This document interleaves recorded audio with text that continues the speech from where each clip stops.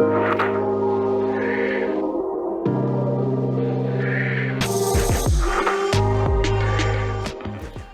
then, gentlemen, this is part 2 of quite a spectacular version on the ridiculous tasting series we're embarking on. This is the Springbank Millennium Collection, which has 6 expressions bottled around, obviously, the turn of the millennium, the year 2000. This second instalment is a 30-year-old expression. You know, each of the expressions goes up 5 years, so culminating in a 50-year-old.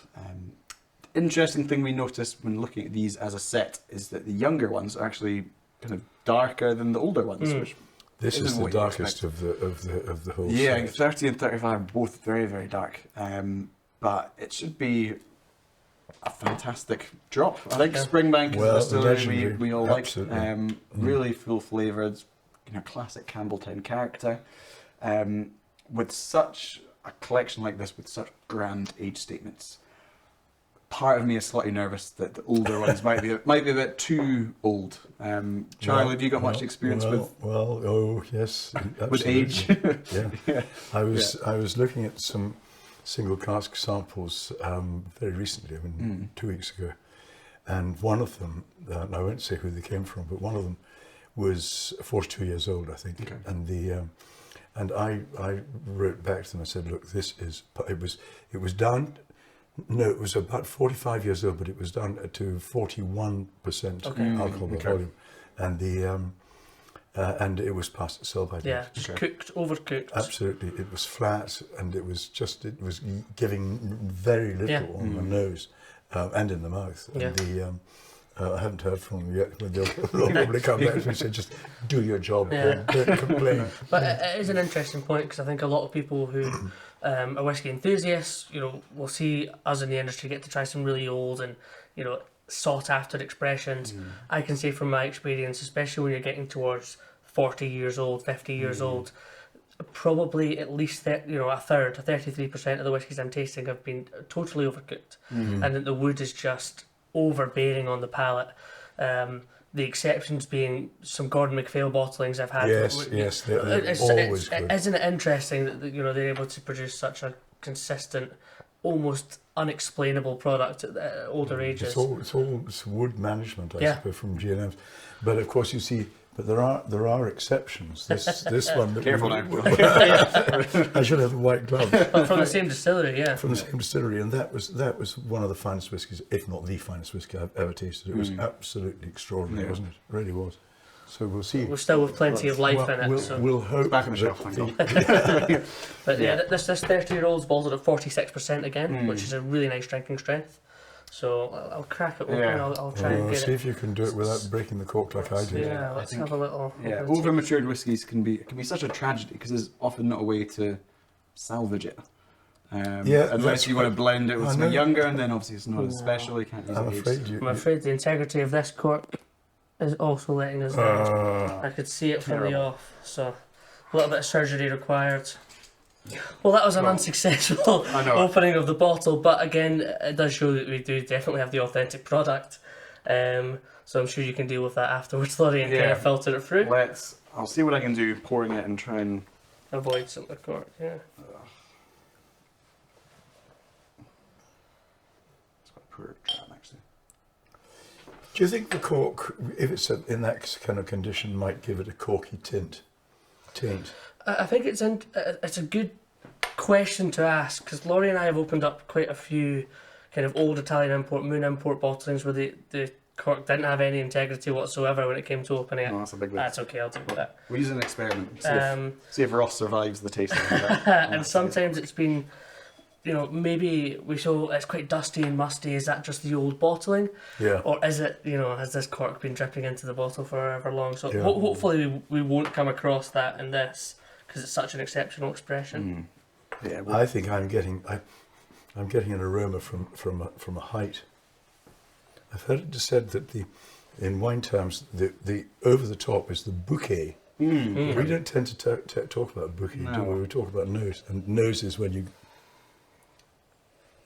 Now that is more interesting than the 25-year-old. It's immediately more ashy, smoky. Not so much smoky, but ashy. For me, this is leather on the Yes. nose, Yes, particularly, yes. which I actually Yeah. adore, and that's Savoury. slightly older whiskey. Yep, and it is, yeah, it's got that old-fashioned smell. It smells the age it's been presented, Yeah. which is also a nice thing to recognise. Yeah, I'm relieved it's maintained the strength of Mm. 46. I feel watered down to 40, you lose that sort of balance and that body to it. This smells absolutely cracking. I'll give this a little try. Yeah.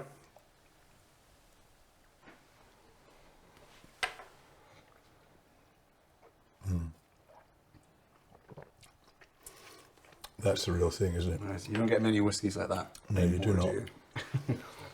Really old-fashioned stuff. No, so these, To me, this tastes more Springbank than the 25. very much so.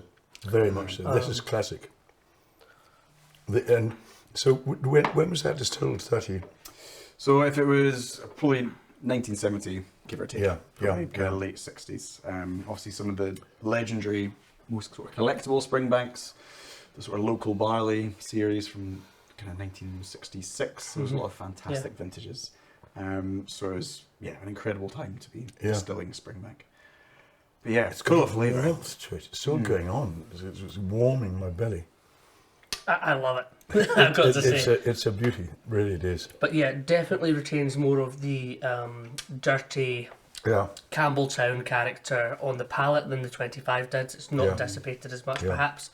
The cask is slightly more prevalent here as well. Do you think a touch of European oak with this one, Charlie, or is it still sort of I mean, caramel? how many bottles did they get out of it? Now we're talking single casks, or are we talking? It was a couple of. It doesn't state single cask. No. I think it's probably a couple of casks. Yeah. It could be a mix, yeah. It could Because be a small colours batting in these. is deep enough to be European oak, but is it tannic enough? Yeah, it's interesting because I thought with the 25, the nose was maybe more American oak, but I thought the palate was quite tannic. Whereas this obviously looks more kind of mahogany European oak. It does. But then 30 years is a long time. It It's is, a lot of time it is. to pick up a lot of colour. Yeah, 100%. But you also don't see that many, very, very old expressions spend their whole life in American oak just because of, the potentially poor yield Yep. of bottles. But I think that's an exceptional Springbank. Yeah. And we know they're not chucking in caramel colouring. Yeah. It's not really the Springbank way. No. So 100% natural, bags of flavour. Yeah, my favourite so far. I mean, we've had two. I'm not going to get carried away.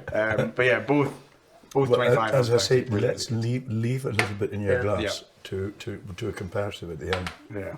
But it's been a good start. We're getting, Yeah. Very good. yeah, increasingly better. So we'll move on to 35 and see what that has in store. Yeah. Cheers, gentlemen.